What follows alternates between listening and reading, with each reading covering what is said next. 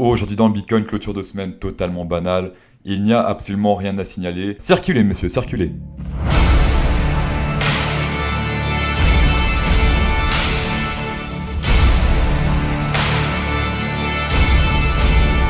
Que tu sois un bull, que tu sois un bear, tes analyses tu penses les faire avec flair. Bah le Bitcoin s'en bat les couilles tes analyses.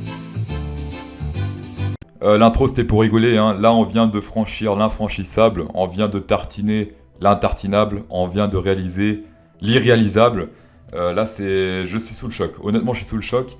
Et c'est très boule pour la suite, vous allez voir. Ça, c'est quelque chose que historiquement, il n'a jamais fait, d'accord. Péter comme ça, faire un pseudo bear market et remonter, repéter 0,58. Normalement, ça c'était un synonyme de bear market, c'est-à-dire là, ça descend, on rebondit sur le 0,5 ou 0,058 et après, bim, on descend plus. Là, on a clôturé au-dessus, donc on a confirmé qu'on a pété ici 0,58 et ça, c'est fantastique. Perso, je change pas d'avis, les probabilités qui ne pètent pas ces deux supports ici, enfin ces deux résistances plutôt, étaient plus hautes qu'ils les pètent, d'accord. Mais pour ceux qui jouent à Dofus, rappelez-vous, des fois vous avez une chance sur 10 de faire un échec critique. Et des fois vous avez fait 2 échecs critiques à la suite. Voilà, pas de chance. Et là actuellement ce qui se passe c'est pas de chance pour les probabilités, voilà. Est-ce que tout ça veut dire qu'on doit plus trader les probabilités? Non, pas du tout, parce que sinon au casino, on joue à la roulette, c'est beaucoup plus rapide. On a pété 0,58 mais pas le RSI, regardez ici la résistance est toujours intacte. Donc là actuellement on se fait rejeter vers le bas. Qu'est-ce qu'il y a encore ici dans le passé? Rappelez-vous ici. Cette grosse résistance RSI qui a fait toute la différence ici, voilà. Dès qu'on l'a pété, c'était très boule. Là, on fait la même chose, mais en plus petit. Donc, une petite bougie bleue, là, aujourd'hui ou demain, peu importe, ça serait très bien pour le RSI, pour annuler cette divergence actuelle. Voilà, ça monte, là, ça descend. Donc, très important qu'on la pète aussi, d'accord. Sinon, niveau position, on a pas mal dans cette zone-là, vers les 56 000.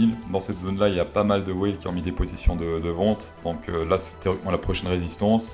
Même si selon moi, si on atteint cette target, si on rebondit dessus, c'est pour faire une petite chute, éventuellement on les met à 20 ici, pour remonter beaucoup plus, d'accord. En 4 heures, que dire si ce n'est que j'ai partagé un gros signal hier en 4 heures sur le Bitcoin, vers les 50 175, voilà, gros signal bull, divergence bull, tendance haussière Rainbow Cloud, et bim, on a explosé à la hausse, donc c'était 50 000 et quelques, c'était sur cette bougie-là, ici, bim, on a explosé. Suivez-moi sur Twitter hein, pour ceux qui veulent des signaux, des fois le week-end, des fois le soir, ou quand je suis pas en train de faire une vidéo. Sinon, en 4 heures, tendance totalement haussière, on prend une divergence bull, si là il chute sur les MA 20, voire un peu plus bas, occasion pour recharger ici avec une divergence bull plus boule verte IVMC. Pour faire les trades, ça se passe sur Bybit, sur Fimex ou sur Binance, comme vous voulez, 600 $ sur Bybit, 200 sur Fimex. Et 10% de rabais par trade à vie avec mon lien Binance ici. Tapez dedans. On va passer sur IFI. Alors actuellement, qu'est-ce qui se passe? On a clôturé en weekly au-dessus du 0,58. Voilà, donc ça c'est très bon. C'est-à-dire que théoriquement, la prochaine target, c'est le top ici, vers les 4377. Comment on va monter, j'en sais rien, mais en tout cas, la target, c'est ici. IFI, Remand Daily, chaque correction est une occasion pour recharger. Ici, donc les MA 20, sinon le Fibonacci comme d'hab. On tire depuis ici, bottom, voilà. Donc 0,382, 0,5, 0,58, combiné avec des divergences boules. Je sais pas si on voit ici, mais là il y a une boule rouge sur une bougie bleue. Ça en général c'est boule. Ça montre un point faible sur le VMC, mais les bougies montrent des points forts. Donc ça en général c'est plutôt boule pour la suite. Faut-il rentrer en daily? Sauf si vous avez envie de risquer ce support ici. En termes de risque, vous pouvez, allez-y. Mais je veux dire, là le risque il est plus grand que la récompense qui est au top. Ça ne vaut pas trop la peine en daily, d'accord? Par contre en 4 heures il y a des trucs à faire. En 4 heures, on est sur une divergence bear un peu bizarre. Voilà, là ça monte, là c'est tout droit. Ensuite, est-ce qu'on a encore des divergences? Là c'est presque tout droit, là ça descend. Donc là c'est une pseudo-divergence bear, on va dire.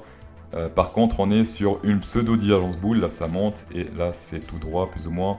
Donc si là vous avez une boule verte qui apparaît, la prochaine bougie ou les 2 bougies qui suivent, peu importe. Là, selon moi, c'est un buy puisque on rebondirait sur les mâts rouges, enfin les mâts 20. Par contre, pour les targets, il faut être plus modeste. Hein, on est en 4 heures, pas en daily. Donc là. Ce qu'on pourrait faire, voilà, donc je pense déjà première target c'est le top, hein, logique. Et ensuite simplement vous prenez à chaque prochaine étape ici sur le Fibonacci 0,786, c'est pas très souvent que ça arrive, donc je dirais un peu ici et après là et ainsi de suite, d'accord. On va passer au coin du public ici, on a Hovanes91 qui dit FTM, il y a moyen de moyenner. Alors potentiellement oui, il y a moyen. Alors FTM bien sûr all-in ici, d'accord, très important. Je rigole. Pour les targets, il n'y a pas grand chose à faire vu que c'est un ATH. On prend les Fib ici.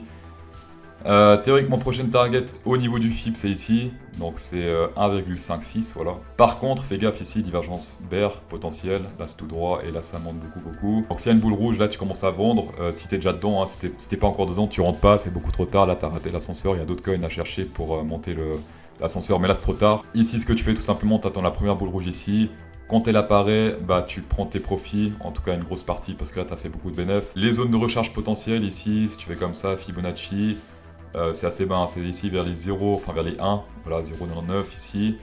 Si ça concorde avec le Fibonacci, les MA20 ici, ça rebondit, hop, dessus. 0,382 plus MA20, là ça peut être un buy pour essayer de continuer à rider ça. On passe sur Spécial Go 4 heures, à partir de ici exactement, tendance totalement haussière. Voilà, là ça monte, là ça monte. On prend à partir d'ici tous les boules. Pour l'instant, pas de signal, t'attends une petite correction avec un nouveau signal boule. S'il y a deux, Rainbow Cloud continue de monter. À ce moment-là, quand il y a le prochain signal boule, bah t'achètes en 4 heures, d'accord? C'est aussi simple que ça, jeune homme. Voilà, Spécial Go 10% de rabais avec le code promo CryptoSauce10, tapez dedans. On va passer au concours Spécial Go sur Twitter, vous attendez tous. Vous avez été plus de 400, presque 500 à participer ici, 494, voilà. Une personne parmi vous va recevoir Spécial Go. 3, 2, 1, c'est parti. 4, 5, 2, 1, 6... Et c'est Kralous Crypto qui a gagné. Et voilà, Kralous Crypto est l'heureux gagnant de Spécial Go. Donc il va recevoir sa licence à vie. Bravo à toi. Merci beaucoup d'avoir checké cette vidéo, ça fait vraiment plaisir. Mettez des pouces bleus, ça fait encore plus plaisir. Et bien sûr, comme d'habitude, bonne soirée.